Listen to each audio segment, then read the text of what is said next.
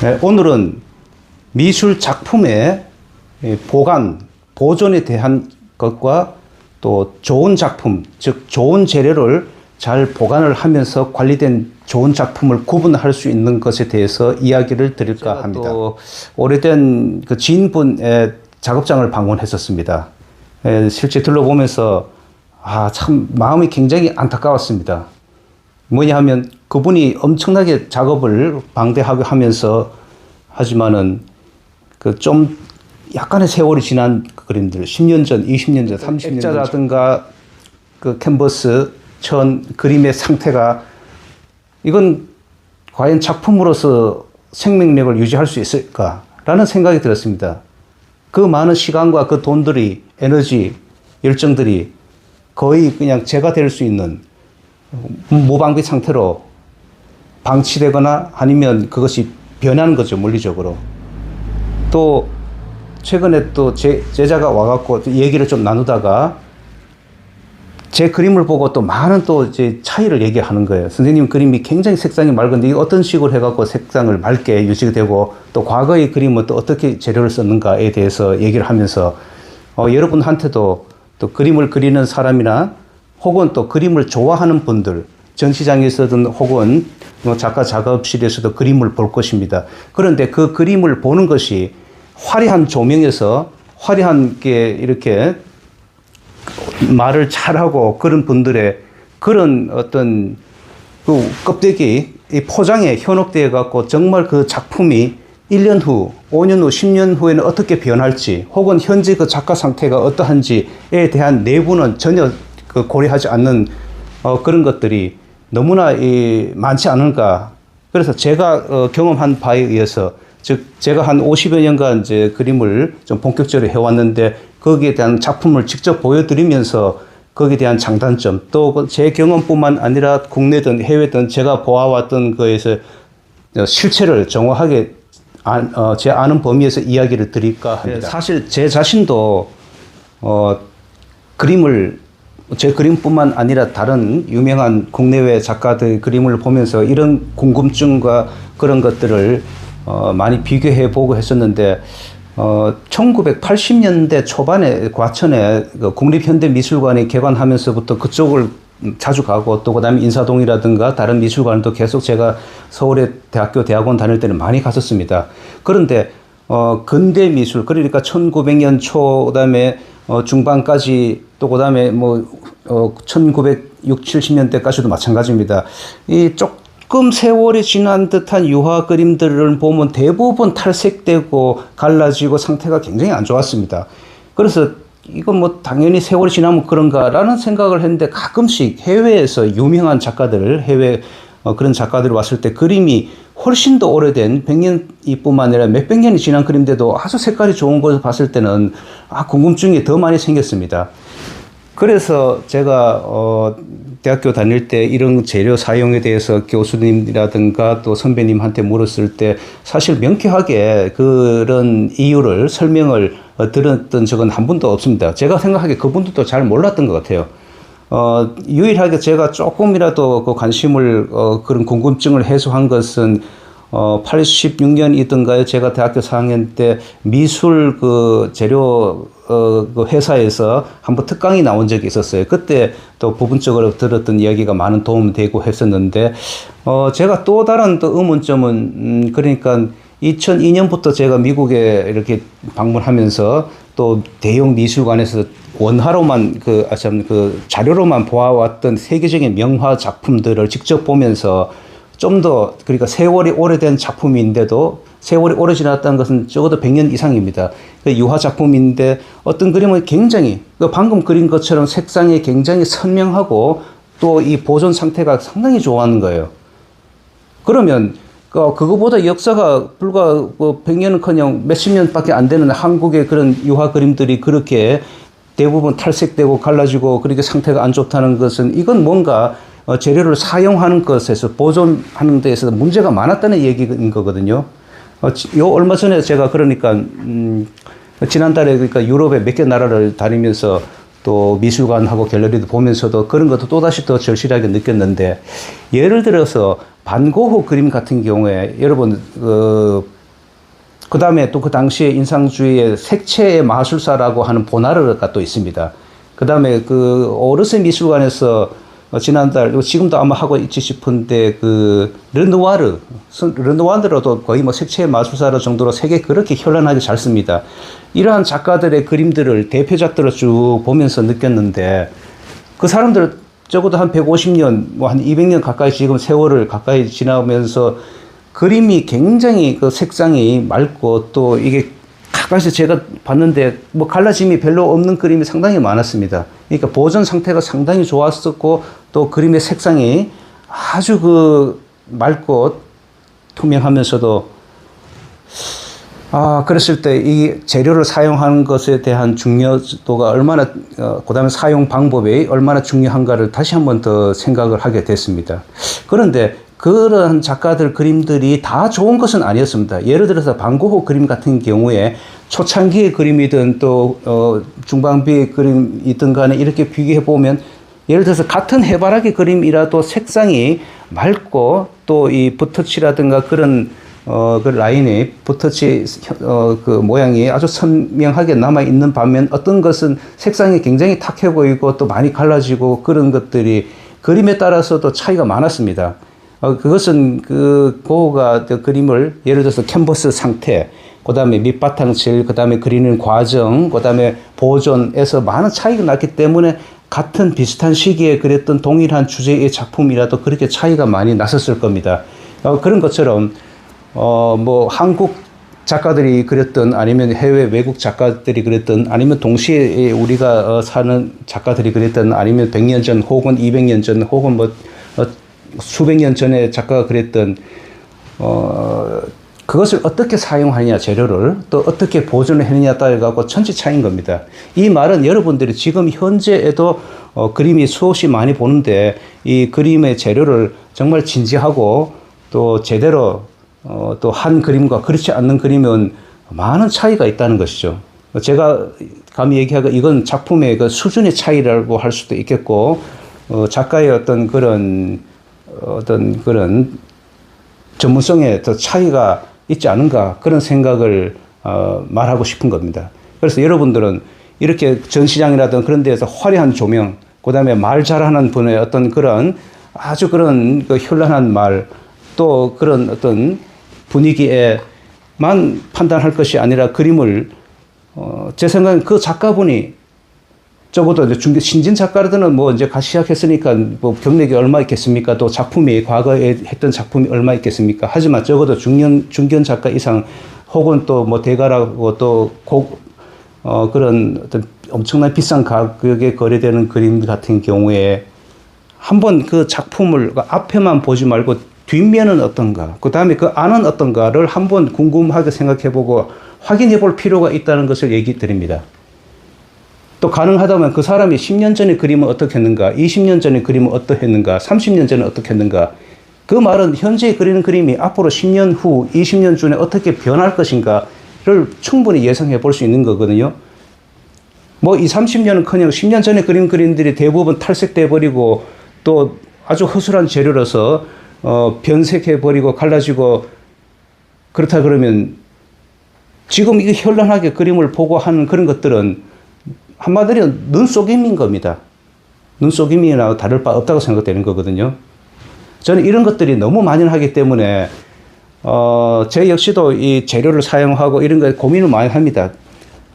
제가 뭐 형편이 좋아갖고 좀 고급 그런 재료를 쓰려고 노력하는 것은 아니거든요.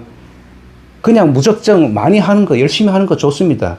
그런데 그것이 과연 제대로 가는 것인가에 대한 것이 균형을 이루어야 된다고 생각합니다. 그런데 여기 앞부분에서는 그림에서 대부분 색깔을 칠했지만, 이 부분은 제가 바탕을 칠한 그 상태 그대로입니다.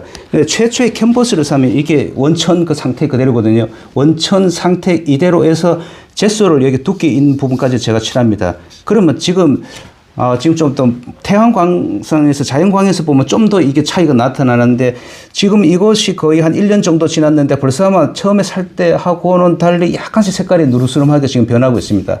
그런데 여기 젯소를 칠한 이 두께 부분, 여기 남아있는 부분은 이 부분은 좀 덜 하거든요. 그 다음에 저는 젯소를 또 여러 번 칠한 그 위에 다시 유화 물감을 그리기 위해서 유화 흰색을 칠하기도 하고 미색을 칠하기도 하고 또 혹은 색상을 칠하기도 합니다. 그랬을 때 이 캔버스 상태 이대로 여기에서 바로 그림을 그린 경우 이런 작가들도 상당히 많습니다, 여러분. 그런데 그것이 당장 그렸을 때는 차이 없습니다. 이렇게 저처럼 이렇게 여러 단계를 밑칠을 한 것이나 또 바로 그린 거나 특히 물감 두께가 뭐 이렇게 덕지덕지 바르면 더 차이가 모르는데 세월이 지나면 차이가 납니다.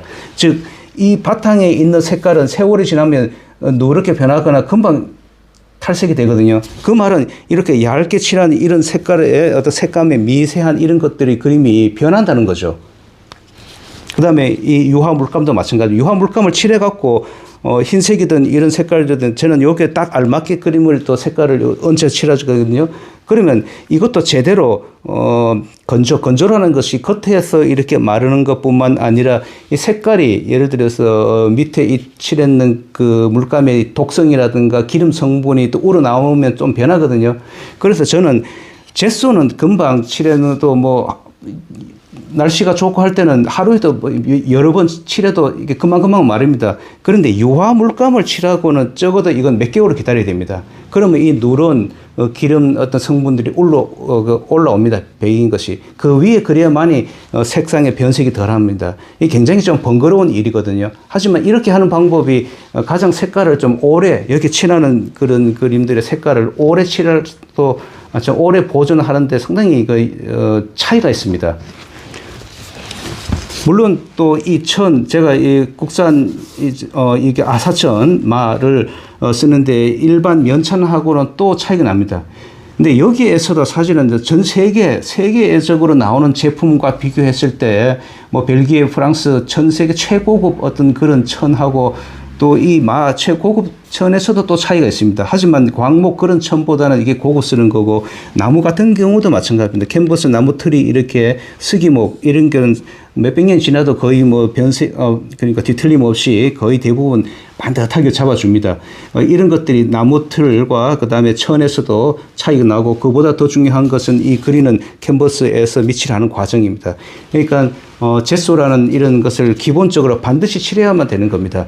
그것도 얇게 여러 번 바를수록 좋고 요즘에 그 인터넷이라든가 이 AI까지 많이 발달돼서 거기에 챗GPT 이런 거 질문해 보면 거기에서도 아주 명쾌하게 그런 통계적인 자료가 답변으로 다 나옵니다. 저도 그걸 다시 한번 체크해 보고 이렇게 지금 얘기를 드리는데 어쨌든 제가 지금 얘기 드리는 것은 제 경험에서 이거 분명한 결과의 사실을 생생한 경험에서 이야기를 드린 겁니다. 그래서 지금 그리고 있는 이 그림에서 차이를 예를 들어 갖고 과거과 한번 비교해 보겠습니다. 이 그림이 그 당시에는 젯소를 칠하는 것도 몰랐습니다. 가르쳐 준 사람도 없었고 저뿐만 아니라 그 대학교 다녔을 때 대부분 다 그랬을 겁니다.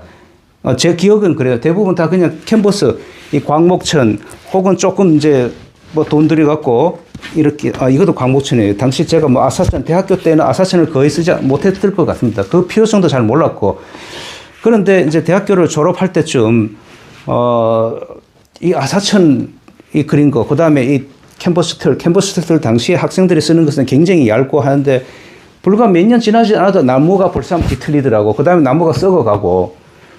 그래서 이렇게 그린 것들은 결국은 돈 낭비, 시간 낭비밖에 안 된다는 생각이 먼저 들었습니다. 그리고 뭐 그렇게 해봤자 그러면 그거 뭐 다 쓰레기로 다 처리될 거 아닙니까? 근데 쓰레기 들기 전에 뭐 적당한 가격으로 팔 수 있다면 좋았을지 모르지만은 그 생각도 참 양심에 찔리더라고요. 그렇게 하기에는. 그래서 제가 졸업할 때부터는 이 정식 왁구 나무 틀과 아사천을 쓰기 시작한 겁니다. 그 다음에 이 앞에는 어떻게 또 칠하는 것이 최선의 방법일까? 그래서 젯소도 칠하고 또 유화물감도 그림 그리기 전에 다시 한번 칠해갖고 다시 그 위에다가 그림을 그리기 시작한 겁니다. 이게 굉장히 번거로운 거지만 적어도 제가 대학교 졸업하면서 대학원을 이제 바로 진학했는데 그때부터는 전문가답게 좀 더 돈은 들더라도 그 정식 아사천 과 그다음에 이 정식과 그 나무 틀을 쓰는데 이 당시 그러니까 대학교 때까지 그리는 것을 보면 이 광목천인데 이렇게 하면 천이 좀 더 빨리 삭습니다. 이거 그 여러 가지로 또 문제가 더 많고 그래서 그 당시 그렸던 그림들이 많이 있고 한데 어쩔 수 없이 폐기된 것도 있지만은 지금도 좀 고민입니다. 이건 그나마 그림의 어떤 보존 가치가 있다고 생각이 해서 제가 이렇게 보존을 하고 있는데 과연 언제까지 이렇게 보존을 할 것인가 저도 확신을 지금 할 수 없지만은 적어도 이 매년 그림을 건강 상태를 체크해 보면서 더 이상 물리적인 변화가 많이 오지 않도록 노력을 해 봅니다. 근데 만약에 제가 세월을 이제 거슬러 돌아간다 그러면 이 당시에 유화를 제가 고등학교를 졸업하고 이제 그리기 시작했는데 그 캔버스 밑바탕 칠과 또 유화 쓰는 것을 좀 더 제대로 교육을 받고 좀 더 알았더라면 이 그림이 지금 이거 방금 올해 그리고 작년에 그린 것만큼은 아니지만은 훨씬 더 그림이 더 생생하고 또 좋았을 겁니다.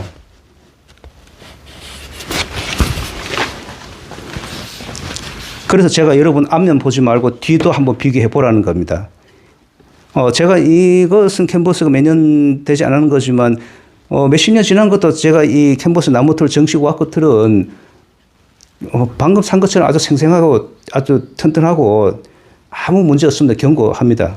그 다음에 이 천도 마찬가지고 그 다음에 그림 역시도 그러한데 제가 유화 그림은 대부분 그런 식으로 좀 제대로 밑바탕 칠과 그 기름도 마찬가지입니다. 그 기름 얘기는 제가 조금 이따 얘기하겠는데, 그러니까 유화 그림을 그릴 때는 유화 물감으로만 그리는 것은 아주 예외적인 특별한 경우가 아니면 그렇게 그리면 안 됩니다. 이건 뭐 안 되게 되어 있습니다. 보조 재료인 기름을 혼합해 써야 되는데, 근데 수채화는 그렇지 않거든요. 수채화는 물로만 쓰는데, 이 수채화가 1982년도에 그렸는데, 사실 변색이 그렇게 많이 된 건 아닙니다. 왜냐하면 빛을 거의 받지 않고 제가 보관을 잘 했기 때문에 그래 둔데, 근데 실제로 처음에 그럴 때 쓸 기억과 비교를 해보면 이것보다는 좀 더 싱싱했습니다. 색깔을 제가 원색적이면서도 좀 익어가는 깊이 있는 그런 것을 좀 단순화시켜가서 함축적으로 그리는 것이 제 그림의 스타일의 방식이었었는데, 이때에 그렸던 그림의 그 채도, 그러니까 색상의 어떤 그 상태를 살리는 것하고를 비교해 봤을 때는 유화 그림들은 굉장히 많이 좀 변색이 되는 겁니다. 그 나쁘게 얘기하면 변색이 된 겁니다. 근데 좋게 얘기하면 유화는 또 세월이 흐르면서 색깔에도 무르익은 그런 또 은은하고 깊이 있는 그런 맛이 있는 그런 장점도 있지만은 뭐 그건 조금 이제 과대 포장이고, 그러니까 제가 이번에 오르세 미술관 프랑스 파리에서 특별전하는 거, 그러니까 르누아르 그림이라든가 또 마네 모네 또 보나르 그림들을 봤을 때는 적어도 지금 여기에 지금 이거 한 45년 정도 전인가요? 뿐만 아니라 한 100년, 150년 지나도 마찬가지로 이런 그 채도가 색상의 맑기가 유지가 되는 겁니다. 이 그림은 처음에 그렸을 때도 약간 좀 색깔을 무리 있게 그리는 것도 있었지만 실제 그 당시보다는 조금 변색이 좀 됐습니다. 또 이 대학교 때 86년도인가 5년도인가 그 서울에 큰 홍수 났을 때 이 한 3분의 1이 또 물에 잠겼습니다. 그래갖고 더 이상 닦아내지 못하는 그런 상태인데, 어쨌든 참 그 수십 년간 이 그림이 참 이사를 많이 하면서 고생도 많았는데, 그런 정이 들어서 그런지 이 그림을 지금 참 버리기도 너무 아깝고 해서 제가 가능한 좀 모아뒀습니다. 모아뒀는데 지금은 좀 고민입니다. 이걸 언제까지 제가 이걸 갖고 있어야 될런지, 보존 가치가 있는가. 그래서 이런 뒷부분을 봤을 때 좀 안타까운 생각이 드는 거예요.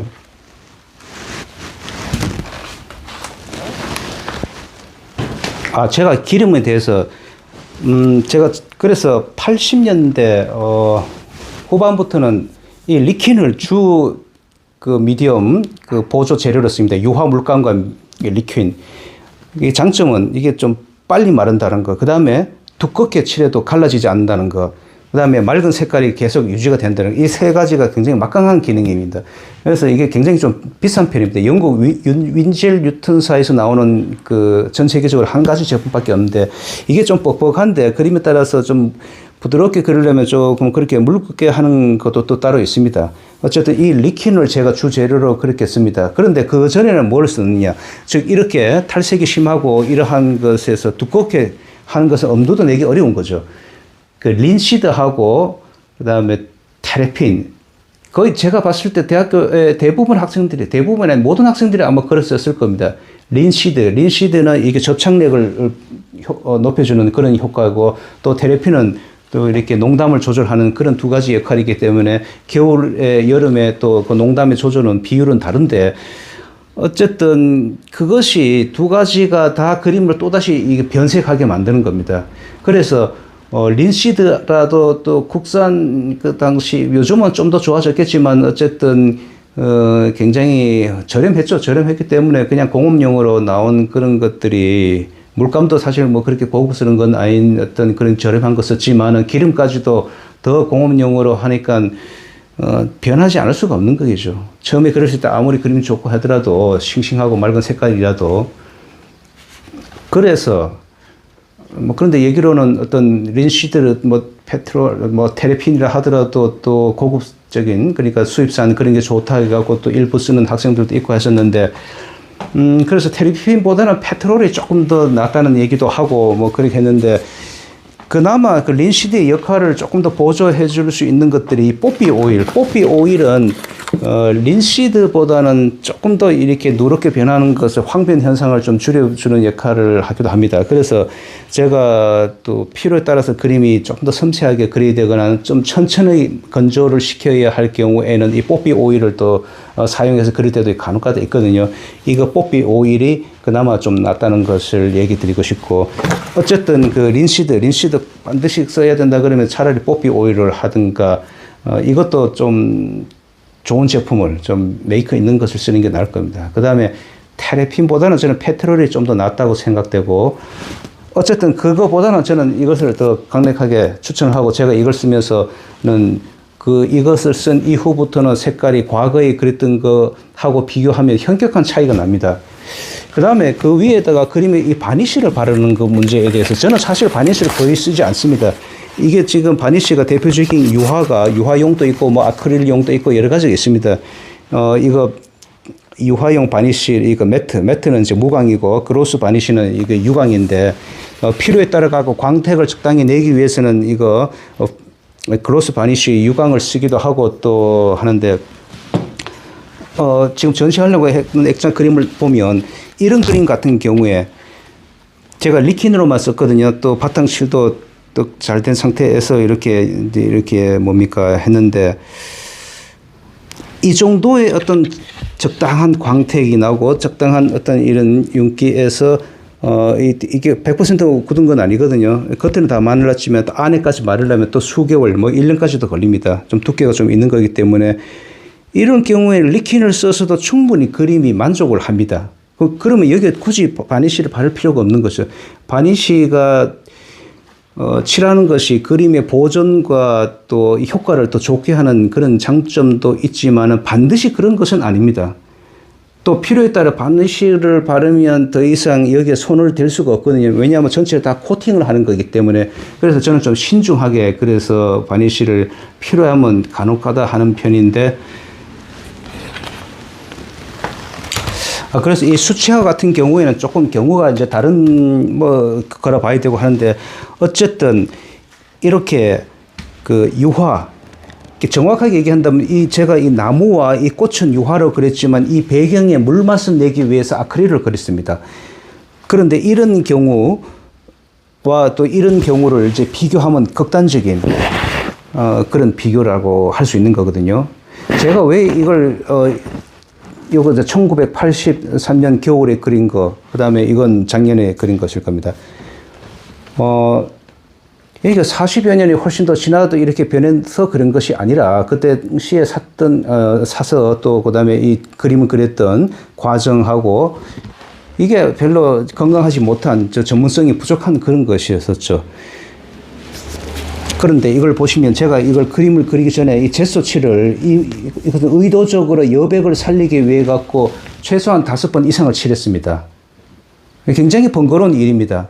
그런데 이것이 세월이 지나도 변색을 많이 막아주는 효과가 있는 거죠. 저는 세월이 지나도 이렇게 은은하고, 이건 완전 흰색은 아니지만 이 정도의 어떤 그 채도와 색상을 유지하기를 바라는 겁니다. 그래서 여기 뒤에 보면 이게 원천 상태거든요.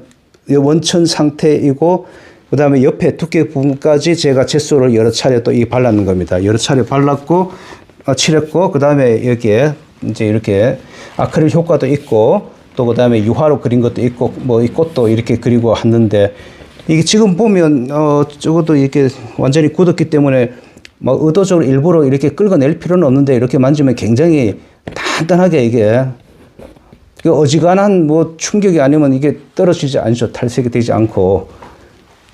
그래서 제가 이 리킨 재료를 쓸 수밖에 없는 겁니다. 이걸 가장, 효과가. 물론 요즘에 또 다른 그 개발된 보조 재료가 또 많이 있겠지만은 제가 일일이 다 써본 건 아니고 가장 대표적으로 지금 쓰고 있는 그런 상태입니다. 그런데 왜 이걸 제가 또 뒷면을 보여주냐 하면 이 캔버스 천도 그렇지만 이 틀이 이 스기목, 고급 스기목이라 하더라도 세월이 지나면 이게 나무가 그러니까 이게 뭐랄까 나무를 이게 자르고 또 그것을 뭐 화학적인 또 이 약품 처리를 또 한다고 좀 들었거든요.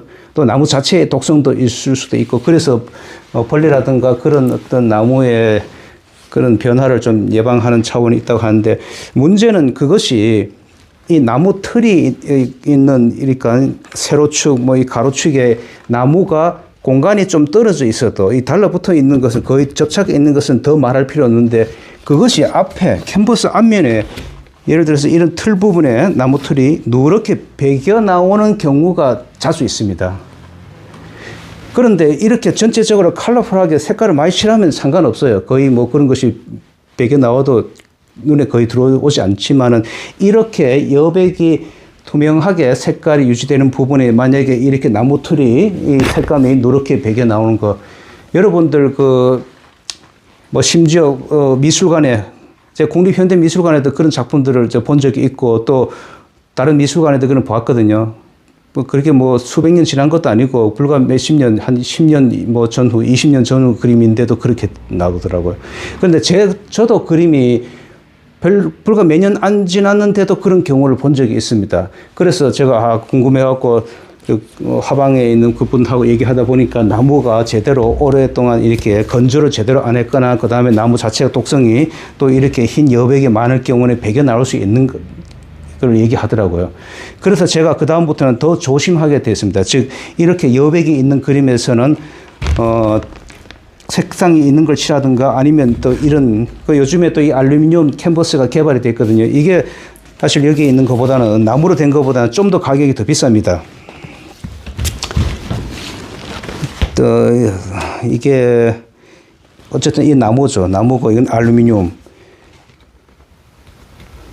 근데 이게 알루미늄을 만든 방식에 따라 갖고 가격이 또 다릅니다. 또 이렇게 조립을 해 갖고 견고하게 조임으로 하는 것이 있고, 또 이렇게 말고 또 다른 방식이 있고, 또 뭐 십자로 하냐, 또 그냥 일자로 하냐, 또 이 두께에 따라 갖고, 그래서 단순하게 이 50호 캔버스인데 50호 캔버스에 알루미늄 캔버스 틀이 얼마냐라고 얘기하는 것은 굉장히 오해의 소지가 많습니다. 그러니까 이 두께, 캔버스 알루미늄의 두께, 그 다음에 가로 형식, 세로 형식의 어떤 일자냐, 십자냐, 또 이 연결하는 방식에 따라 갖고 가격 차이가 당연히 날 수밖에 없는 거죠. 이것을 고려해 갖고 여러분 판단하셔야 됩니다.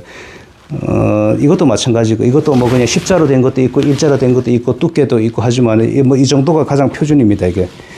그래서 어쨌든 이것이 나무가 이 독성이 캔버스 앞면에 배겨 나올 수 있다는 점. 그래서 이것도 이제 고려를 해야 되는 것입니다. 그런데 어쨌든 제가 이제 얘기를 드리고 싶은 것은, 이러한 진지한 뭐랄까, 생각, 진지하고 진정성 있고 전문성 있는 그런 작가의 작품을 좀 구분할 필요가 있다는 거죠.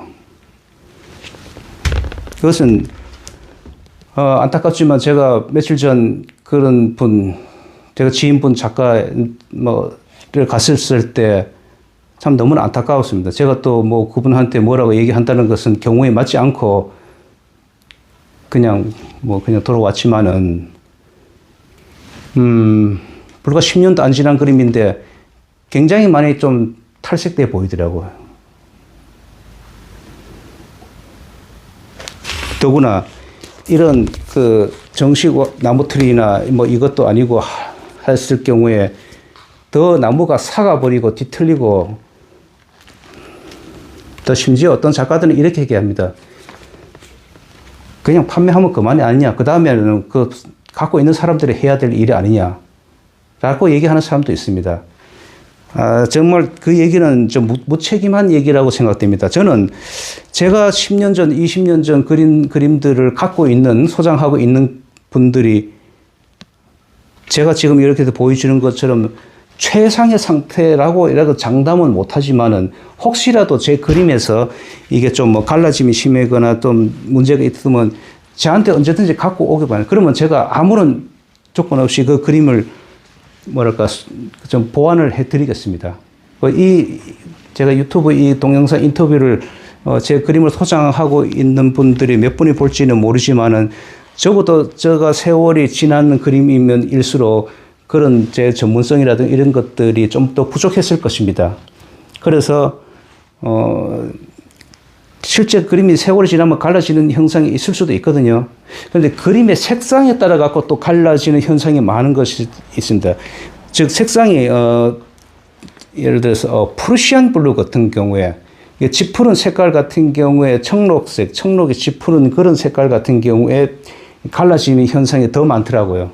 그런데 반면에 이제 다른 뭐 레드 계통, 뭐 황색 계통 이런 것들은 갈라짐이 거의 드뭅니다.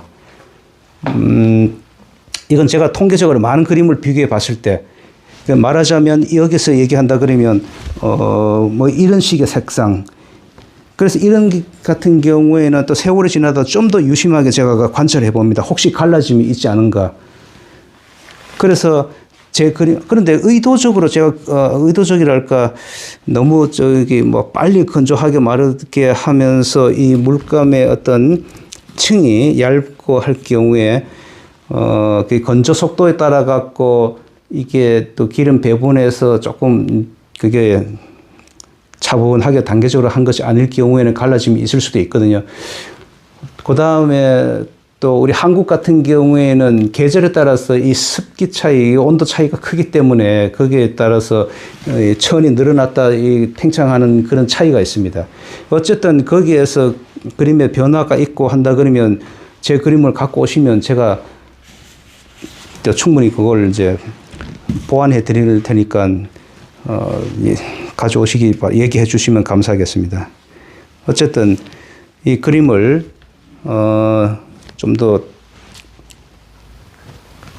좀 진정성 있게 좀 더 진지하게 그릴 필요가 있다는 얘기를 하고 싶습니다. 이런 그림 같은 경우는 굉장히 색깔이 원색의 어떤 화려하면서도 이 좀 두께가 두꺼운 부분하고 이런 경쾌한 붓질 이런 그림이 굉장히 맑고 싱싱하고 경쾌한 느낌이 그대로 이제 드는데 이런 그림이 색상이 채도라든가 이런 것들이 그대로 계속 보존돼야 그림을 두고 봐도 이런 기운을 그림을 봤을 때 그런 느낌을 충분히 받을 수가 있습니다.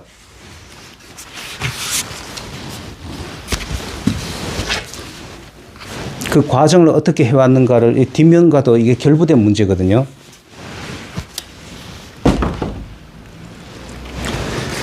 여기에서 제가 또 얘기를 드리고 싶은 것이 아크릴과 이 유화의 차이입니다. 요즘 많은 작가들이 특히 젊은 작가들이 더 그렇고 아크릴을 많이 씁니다.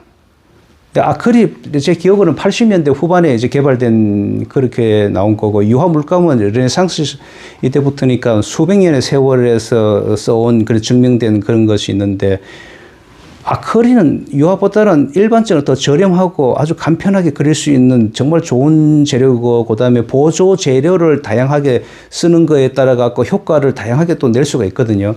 근데 반면에 결정적인 차이가 뭐냐 하면 아크릴은 그림이 색상이 가볍습니다. 그러면 뭐 좀 무게감 있게 깊이 있게 좀 하면 되지 않냐. 물론 어느 정도는 그럴 수 있습니다. 하지만 근본적인 이 재료 자체의 한계는 명확한 거거든요. 그래서 제가 유화를 고집해서 많이 그린 겁니다. 특별한 효과를 낼 때는 저도 어쩔 수 없이 아크릴을 쓰지만은 일반적인 제 그림의 대부분의 유화를 그린 겁니다. 그 유화의 어떤 깊은 맛, 이것. 그런데 여러분들은 이 사람의 이 눈을 어느 정도까지 뭐랄까 신뢰한달까 어느 정도까지 판단을 하고 하시는지 잘 모르겠지만은 일단은 우리가 그 인공 조명에서 너무 그 화려하고 또 그다음에 이게 분위기라든가 또 뭐 기타 그런 외부적인 조건에 너무 현혹되어 갖고 색깔 자체, 그림 자체의 본질적인 것을 제대로 판단을 못한다면 이거 참 좀 안타까운 그런 얘기입니다. 그러니까 전시장에서도 이 자연광이 적당히 좀 들어오면서 해야만이 정확한 색의 판단이 될 수 있습니다. 그런데 그렇지 않을 경우에는 원색에서 많은 어떤 왜곡 현상이 느낄 수 있는데 이걸 좀 비유하자면 음식 같은 경우는 마찬가지입니다. 정말 좋은 재료로 이 정성껏 맛있게 잘 만든 음식과 또 같은 재료라도 그러지 못한 것은 맛은 천지차거든요. 물론 이것도 입맛에 사람의 미각에 따라 갖고 또 차이가 있을 겁니다. 똑같은 그 재료라도 음식을 만든 것이라도.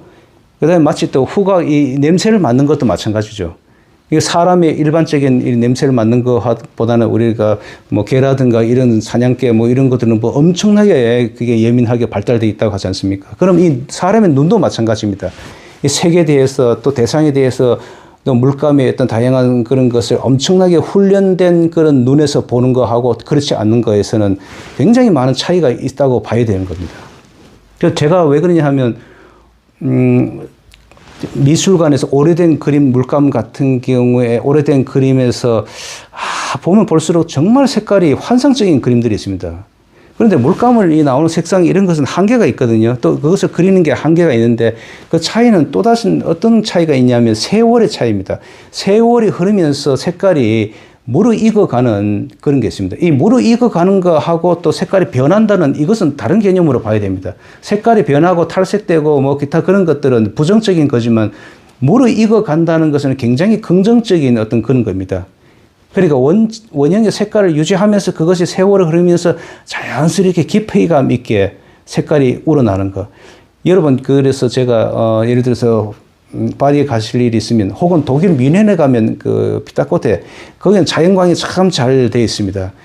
그래서 자연광이 잘 이렇게 조화를 이런 데서 보면 색깔을 제대로 읽어볼 수가 있거든요. 파리 오르세 미술관도 그 5층에 그쪽은 자연광이 좀 많이 들어오더라고요. 그래서 인공 조명하고 적절하게 조화를 이루면서 그런 데에서 원색을 제대로 이제 구분하는데 그 세월이 흐르면서도 그 색깔이 정말 그 흉내 낼 수 없는 정말 매력적인 그림이 되는 겁니다. 그러니까 사람들이 그렇게 많은 사람들이 그 원작을 보러 끊임없이 가는 이유가 있는 겁니다. 그 작가의 명성과 그 미술관의 그런 것을 또 뭐 따라서 가는 것도 있지만 작품 자체가 좋으니까요.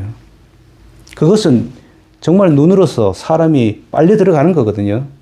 저도 이제 그래서 현장에서 제가 그림을 집요하게 제가 그립니다. 지금 여기 보는 그림들은 적어도 대부분 현장에서 그리면서 자연의 감동적인 그런 순간을 느끼는 것뿐만 아니라 그 감동적인 순간에 정말 현란하고 화려하면서도 분위기 있는 그런 그 색이랄까 그것을 그림에 담고자 하는 겁니다. 그것은 제가 그 직접 대상을 봤을 때, 그 다음에 캔버스에서 그 다음에 제한된 물감 색깔을 이렇게 그릴 때는 그러한 감동과 그런 관찰과 연구가 없을 때 하고 또 그런 것이 있을 때 하고는 차이가 저는 많다고 생각합니다. 그래서 불편을 감수하고 또 그리면서도 저는 많은 보람을 느끼는 것입니다. 그리고 그런 것들을 여러분들도 뭐 화려한 그러한 조명에 너무 현혹되어 본다 그러면 그 다음에 이제 뭐 아크릴도 마찬가지로 제가 아크릴 뭐 나쁘다는 꼭 부정적인 그런 것이 아니라 적어도 이제 그림에 깊이 있는 색감, 고급스러움, 그 다음에 세월이 지났을 때 어떤 차이 이런 것들을 정확하게 좀 구분해서 이해를 하면 좋겠다는 생각이 듭니다. 그러니까 너무나 그냥 쉽게 가볍게 그냥 그림을 대충 하고 그림의 어떤 그런 진정성 있고 어떤 전문성 있는 그런 것보다는 이 겉포장에 너무 거포정이니까 나무한 것입니다. 이런 것들이 저는 정말 제대로 어떤 작품의 어떤 그 진가를 구분하는데 많은 또 거리를 느끼지 않는가 그런 생각이 들어서 오늘 좀 얘기가 길었지만 이렇게 말을 하고 싶었습니다. 제가 전시를 앞두고 지금 액자를 또 하고 이렇게 준비를 하고 있는데 큰 거 같은 경우에는 액자를 뭐 전시한다고 굳이 하기는 어렵습니다. 여러 가지 한계가 있기 때문에. 그런데 여기 6호 같은 경우에 또 한 20호 이런 정도는 가능하면 액자를 하는데 이걸 지금 지금 방금 전에 찾아온 겁니다. 그러니까 이것은 그러니까 예를 들어갖고 이렇게 나무틀에다가 이 나무틀 이대로 그러니까 뒷면이 이렇습니다. 이렇게 이 상태에서 나무틀을 씌운 상태도 있고 또 그 위에다가 이제 아크릴을 씌운 거죠. 근데 여기 지금 다시 또 비닐로 이렇게 포장까지 해갖고 상처가 나면 안 되니까 요거 같은 경우에는 그 비닐 없이 이 상태를 그대로 볼 수 있는 겁니다. 근데 이 아크릴 이 가격이 더 비쌉니다. 이게 그러니까 이 흰 틀 이렇게 보다도 상당히 고급스럽고 괜찮습니다. 근데 이게 뭐 유럽이나 미국, 호주 같은 경우에는 훨씬 더 비쌉니다. 물론 동남아는 더 저렴하지만은 그 형식 이게 이 정도면 모르겠습니다. 제가 하는 데에서는 85,000에 하거든요. 85,000원인데 지금 10개 해갖고 이거 85만 원에다가 이 사실 또 끈도 거의 90만 원 돈이 했었는데 그런데 20호 같은 거 캔버스를 액자를 하고 하면 그건 또 몇백만 원 듭니다. 이게 사실 만만치 않거든요. 그런데 제가 이렇게 얘기를 이제 하는 것이 뭐냐 하면 이 액자도 그렇지만은 캔버스도 그렇고 제 사용하는 물감도 이렇게 과거의 그림들을 비교해 보면 제가 할 수 있는 그림 그릴 수 있는 시간과 이런 거에 비해 갖고 이것이 제대로 물리적으로 보존이 잘 되지 않으면 이거 나중에 그림이 폐기처럼 되는 지름길입니다고 그렇게 생각합니다. 그래서 그 밑바탕 칠에 정성을 들이고 또 이 그림에서도 또 표면 효과라든가 이런 거에서도 또 좋은 재료로 진지하게 그리려고 노력하고 마지막 액자까지도 이 단계를 준비를 하는 겁니다. 이거 그림 그린 것이 반고흐가 마지막으로 오베르 마을에 머물러서 그렸던 그 밀밭, 까마귀가 나는 밀밭 이 그림이거든요. 이렇게 하니까 좀 더 멋있죠. 이렇게 전시를 하려고 하는데 직접 가보니까 색이 너무나 맑고 좋더라고요. 또 형태도 그대로 남아있고 그러니까 고흐가 봤던 그곳 그다음에 제가 보는 눈 표현은 어떻게 다를까 거기에 많은 사람들이 오더라고요. 그쪽에 사람들이 작품만 보는 게 아니라 그 삶의 여정도 굉장히 많은 관심을 갖고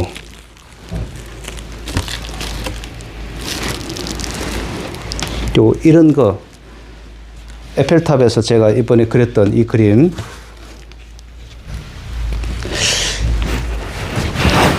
일반적인 이런 그 스기목 나무에 그린 그림이 있고 또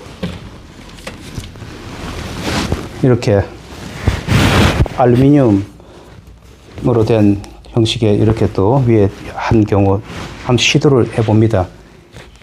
나름대로 최선을 다해서 좀 제 나름대로 이렇게 좋은 모습을 지금 현재가 중요한 것 현재도 중요하지만 앞으로도 제가 정말 최선을 다했다는 그런 작가로 남고 싶은 마음입니다.